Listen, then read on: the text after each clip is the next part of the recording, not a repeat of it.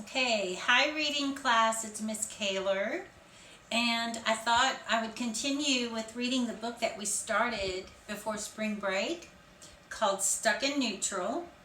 So what I'm going to do is I'm going to read a chapter like we normally do in class every day, and I'm going to put it on YouTube and attach that to our reading class. So I want you to go in every day and click on that and listen to the chapter, okay?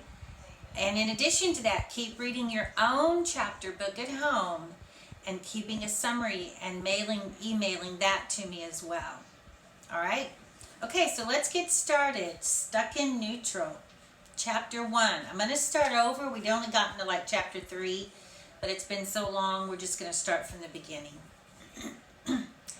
My name is Sean McDaniel. My life is like one of those good news, bad news jokes. Like, I've got some good news and some bad news. Which do you want to hear first? In the jokes, it's always the good news first. So here goes.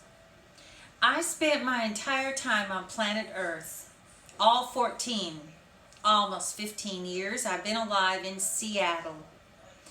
Seattle is actually 100 times cooler than you could believe, unless you lived here too. Some people gripe and moan about the rain and the weather, but I love Seattle. I even like the rain. Our house is about a mile from Seattle Center, home of the Space Needle, Key Arena where the Sonics play, and the Pacific Science Center.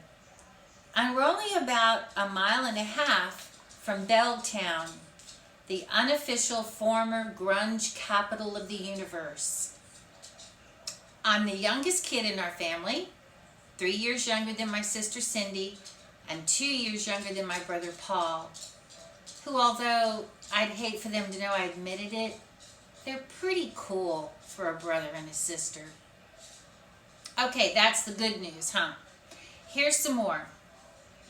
I have this weird, I don't know what you'd call it, ability, gift, power, whatever name you want to give it. The thing is, I can remember everything I ever hear perfectly with total recall.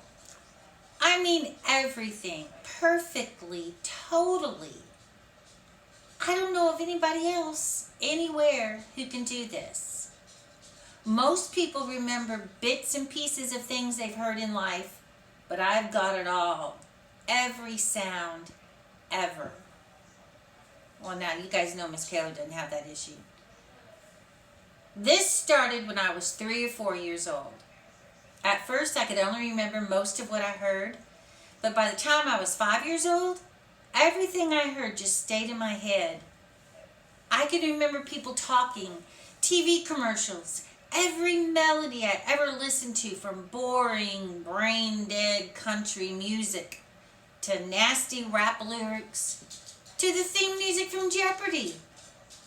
Well, everything, lines from movies, overheard conversations that strangers were having in the street like, well, do you love him or not? I heard one lady say this to another lady while they were waiting for the bus in front of my house, and swoosh came the sound of the bus along the wet road, and its brakes went squeak. And the other lady answered, I don't know. I haven't eaten turkey since he left on Thanksgiving. For all you know, I might remember perfectly what you said to your girlfriend 2 years ago when I overheard you two fighting outside the Orange Julius at Northgate. Or what your dad said to you in Champs when you were 10 and you and he were shopping for a basketball mitt. Remember? You wanted that Ken Griffey Jr. autograph model, but your dad said it cost too much. He wanted you to buy a cheaper one from Taiwan. Your dad said, come on, I can write Ken Griffey Jr. right in here. And he pointed at a spot in the pocket of the glove. And you said, can you really do that? And Dad said, yes, I can. And you both laughed. I'm not making it up. It happened. And if I heard you again, even once after all these years, I'd recognize you. I'd remember your voice, the sound of it, perfectly. I hope I'm not coming off as conceited here. I'm sure I am. I mean, I do think that my hearing memory is kind of amazing. But it's not like it's made me rich or famous. I just happen to have this one talent that I know makes me gifted and special.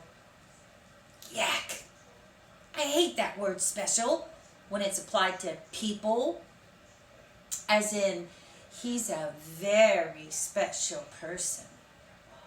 Jeez, who isn't? But the other side of people is true too. Everybody has negatives about themselves. Stuff like they wish wasn't a part of them. The bad news about us? I could go on the good news for hours. But you probably want to hear the punchline. The bad news, right? Well, there isn't that much, really. But what's here is pretty wild. First off, my parents got divorced 10 years ago because of me. My being born changed everything for all of us in every way. My dad didn't divorce my mom or my sister Cindy or my brother Paul. He divorced me. He couldn't handle my condition, so he had to leave. My condition?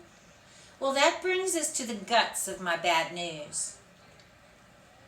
One bad news deal is that in the eyes of the world, I'm a total goof. Goof. Like you might use the word to tease a friend who just said or something stupid. I mean, I'm a real goof.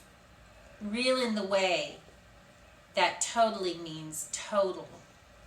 Everybody who knows me, anybody who sees me, anybody who even gets near me will tell you that I'm as dumb as a rock. Let me just illustrate through the wonders of science. Every year the school district sends out a scientist, to test me for IEPs.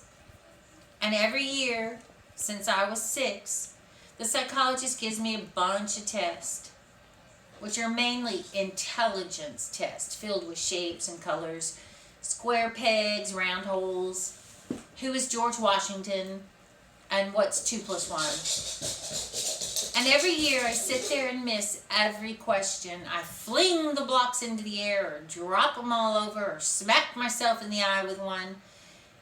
And then the shrink goes in and gives my mom a number, an IQ, equal 1.2, or the mental age of 3 to 4 months, that is, not years.